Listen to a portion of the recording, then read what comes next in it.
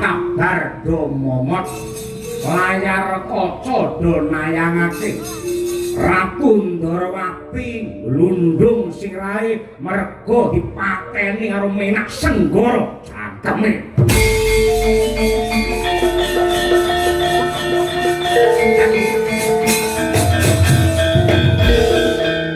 sing ngongkon ngantem Menak Senggara sapa mboten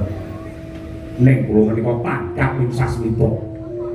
ngatasipun paduka menika punden kula dipun ancam dipun incip kados mekaten kula boten trima aku ora kirim manggiriyen